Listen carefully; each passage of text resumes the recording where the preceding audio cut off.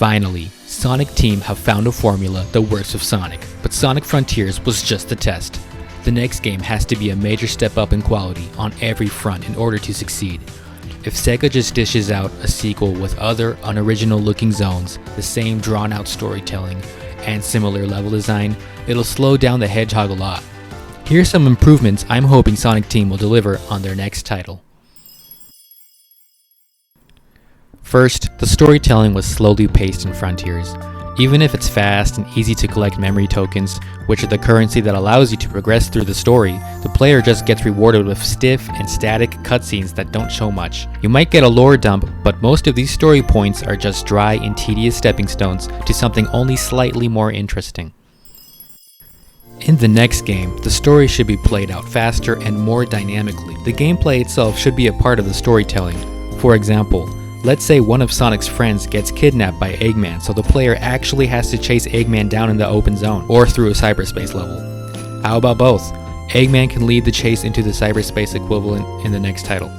And when Sonic goes into the level, instead of a loading screen or a training space, why not repeating level geometry, like the staircases in Mario 64? Just have the player running in some kind of natural looking loop until the area loads in. Well, this could make sense if they stray away from the portal design and if the levels themselves were more closely inspired by the open zone. It would be a little weird to see a random Tokyo-esque city in the middle of a jungle-themed open zone, but they could play with that idea. Maybe if the loop loading transition and entrance to the level is done well, that could work out. But I'm hoping for levels that are more or less inspired by the nearby environment. So anyway, another point I wanted to make with Eggman leading the chase into the level is that the levels themselves could be where the story beats take place. For example, at the end of the level, a worthwhile cutscene plays out resolving or worsening the conflict in regards to Sonic's friend getting kidnapped. The cyberspace levels shouldn't be where the story moments take place exclusively, it's just one way to make the story more intense by having the player actually participate in it. The open zone is where fun story beats should be. There's a whole playground, so use it. I was disappointed to see how underutilized the open zones were in terms of delivering story content.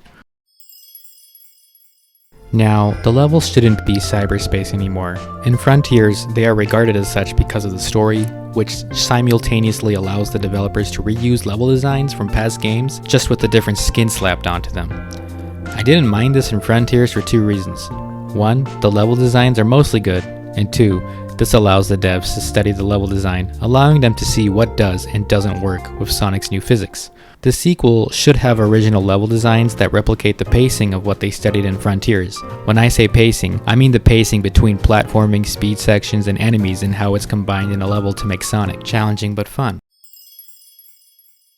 When it comes to the length of a level, that can depend on the design and if there are any gimmicks or mechanics being focused on. But overall, the length of Frontiers levels were too short. Some stand out though.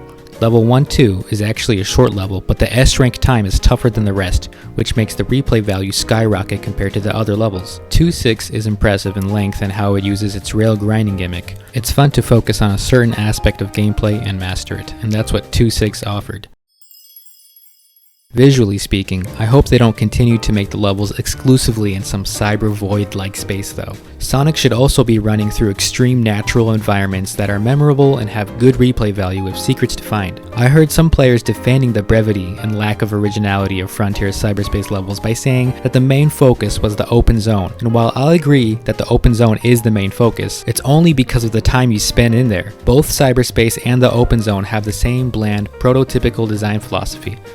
Sonic Frontiers was only made to see if all the main elements of typical Sonic gameplay can be worked into a more open, free-roam environment.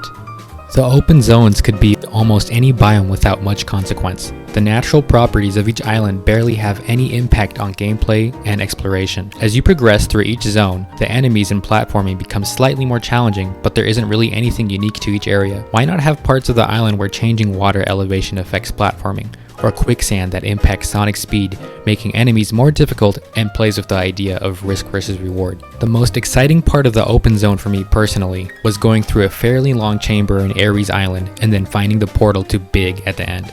I'm not saying other parts of the open zone aren't fun, but they aren't as memorable.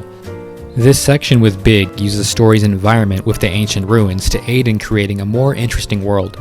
To be fair, I was impressed with how varied Frontier's platforming could get despite having a lot of similar repeating patterns in the mix. But everything is just a floating panel in the sky, with no interesting visual design choices or character to remember them by. Even old school Sonic, as well as some of the more modern Sonic levels, had secrets and bonus rings to find, and I think it's time to re-include that sense of adventure into the open zone, as well as other more traditional levels.